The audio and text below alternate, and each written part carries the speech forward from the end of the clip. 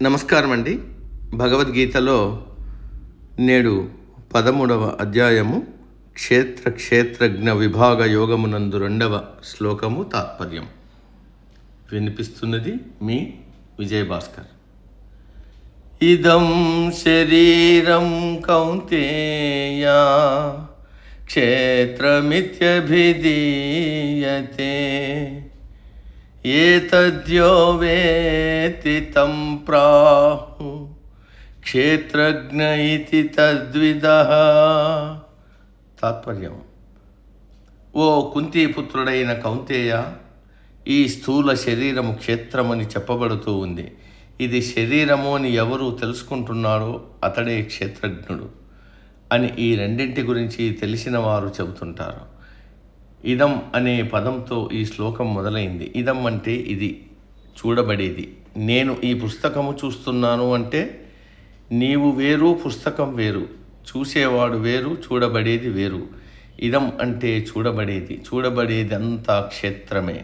చూసేవాడు తప్ప మిగిలింది అంతా క్షేత్రమే.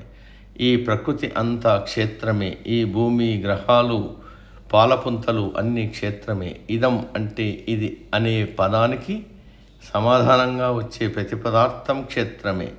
తెలుసుకునేవాడు తప్ప మిగిలిందంతా క్షేత్రం. ఇది అభిధీయతే అంటే క్షేత్రము అని చెప్పబడుతూ ఉంది. కానీ మనం ఈ శరీరమే నేనే ఈ క్షేత్రం అనే భావనలో ఉన్నాం కాబట్టి ఇదం శరీరం అంటే ఈ శరీరము అనే క్షేత్రము అని కృష్ణుడు చెప్పాడు. ఇదం శరీరం అంటే ఏ శరీరం మన చేత చూడబడుతూ ఉందో దానిని క్షేత్రమని అంటారు. క్షీణించే గుణం కలది క్షేత్రం. క్షీణించడం అంటే మార్పు చెందడం అని కూడా చెప్పవచ్చు.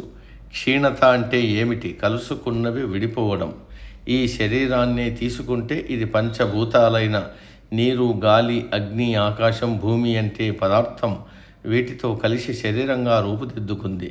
మరణించగానే ఈ పంచభూతములు వేటికవి విడిపోతాయి, తమ పూర్వస్థితికి చేరుకుంటాయి. దీనినే శరీరం పంచభూతములలో కలిసిపోయిందంటాం. శరీరమును దేహము అని కూడా అంటారు.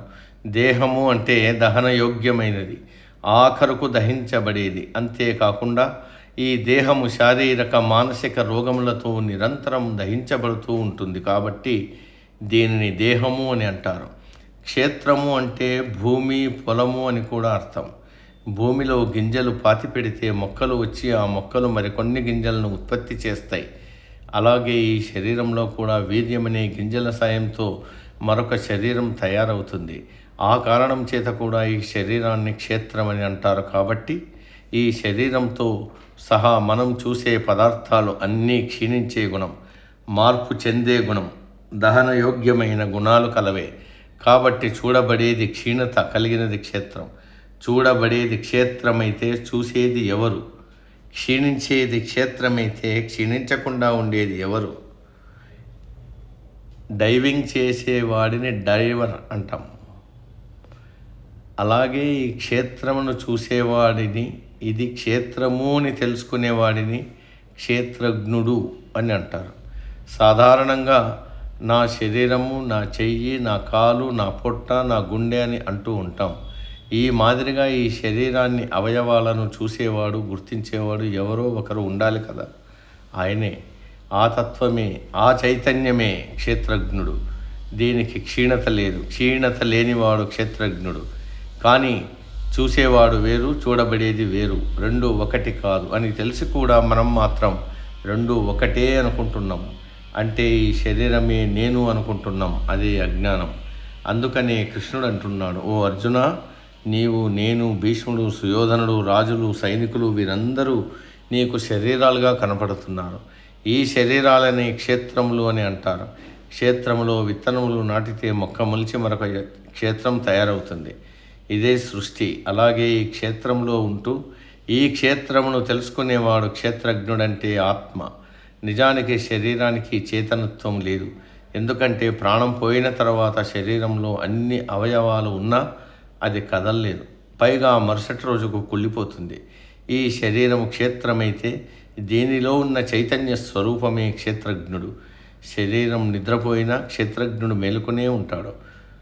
కరెంటు లేకపోతే ఎన్ని ఏసీలు, ఫ్యాన్లు, లైట్లు ఉన్నా ప్రయోజనం లేదు కదా.